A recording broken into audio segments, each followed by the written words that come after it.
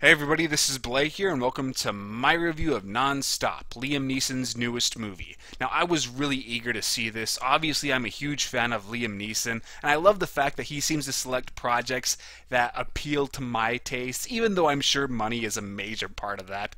But even though these kinds of movies would generally be seen as being beneath an actor of his caliber, he always seems like he's trying his absolute hardest to deliver, the best performance that he can, and I really do respect that about him. But also, just I like the idea of a thriller taking place on an airplane. I love films that take place in compact, isolated locations, whether it's a plane or a ship or maybe even just like a farm in the middle of nowhere. I don't know. There's so much potential for some great suspense and intense scenarios. So everything about Non-Stop looked good, but even though it looked good, I figured it probably wouldn't be because I'm not a big fan of the director. He had previously done Liam Neeson's Unknown, and I did not like that movie very much. I thought it was just really, really mediocre. And he also did Orphan, a horror flick that I thought was incredibly overrated. It was okay, but I didn't think it was as good as everybody else said it was. And he did House of Wax, which just sucked. But so he's yet to do anything that really impressed me. So I figured, just for that reason alone, Non-Stop is probably going to be nothing special. It might be just okay at best, disappointing piece of crap at worst. But I've been seeing plenty of pieces of crap this year so far, so at least it wouldn't stand out. Anyway, but for all these doubts I had in my head, there was never any doubt I would actually watch the movie. I see plenty of films knowing that they're probably going to suck, and I didn't think Non-Stop would necessarily suck, so I watched the film, and you know what? I actually thought it was pretty good. Definitely the director's best work, at least of the ones I've seen. A big step up over Unknown. But at the same time, there's not a whole lot I could really say about this. Liam Neeson is great as always. I like the fact that they gave him a lot of room to act. He's playing a very flawed but likable character, so he gets to show off his, dramatic abilities while also being his usual badass self, and he's incredibly charismatic, so he's always able to carry the majority of the scenes he's in. Every interaction he has is just interesting because Liam Neeson is just that compelling of an actor. But also, I thought the plot was pretty well put together. I like how it had a slow build up, but at the same time, it gets going almost immediately. As Liam Neeson probably gets that first text within the first 20 minutes or so, and it builds up gradually. So at first he's not really sure if he should be taking this seriously, and he talks to another air marshal and the pilot, and they don't really take it seriously either. So at first it just seems like nothing, but then gradually these threats become more serious and more intense, and it just had the perfect kind of flow for this kind of movie. It's at first just kind of suspenseful, but over time it just continues to grow and grow and grow until it's just very, very, very intense and exciting. And and I also thought they did a good job at shrouding this plot in mystery. There's a lot of red herrings in this flick, and I actually thought it did a pretty solid job at successfully pulling off misdirection. Now, usually I'm really good at catching whenever a movie is trying to throw me off. I could always spot a red herring a mile away. But believe it or not, Non-Stop did throw me off guard. I was genuinely surprised when the main villain was revealed. So props to you, movie. I didn't totally buy the motive rant, but a minor issue. But still the important thing is that the film caught me off guard, but I also didn't feel cheated. There's a lot of movies out there that they might have a shocking swerve, but it's just so random and out there that it's almost impossible for the viewer to really make that connection. It's impossible for them to solve the mystery themselves.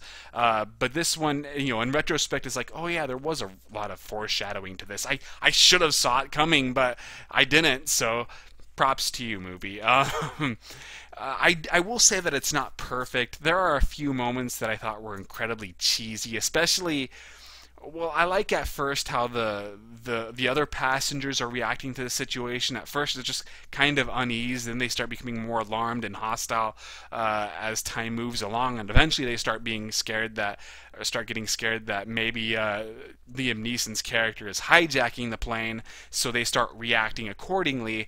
But then eventually that kind of reverses, and I just thought they bought into it too easily. I thought that was kind of an odd jump from A to B. I didn't really buy their reactions after that. But also, more importantly, this film had three different screenwriters, and it really shows. When it comes to the characters and their relationships, you feel like they should be relevant, but they aren't. Like, you're really missing a lot of backstory. And, on one hand, it's good because there's not a whole lot of melodrama there.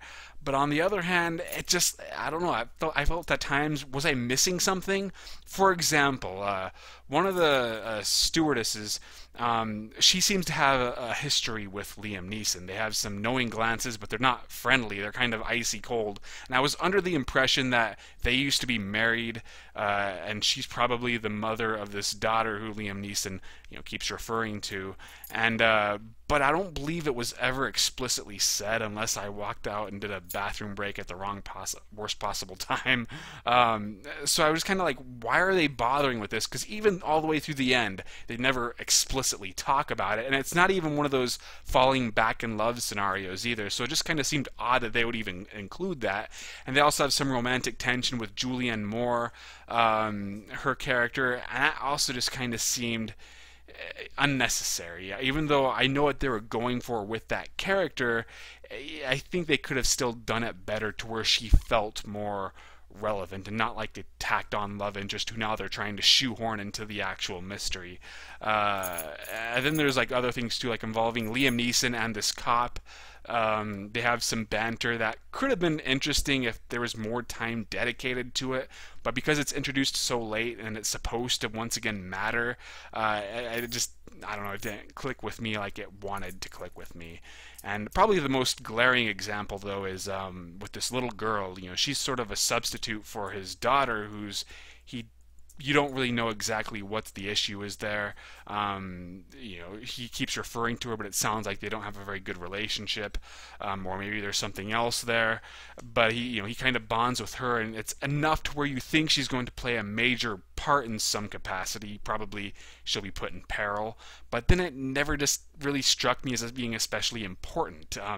There's not a good payoff to that subplot, and I really felt that it seemed like these various writers probably all had very different visions as to who this movie wanted to focus on in regards to their relationship with Liam Neeson.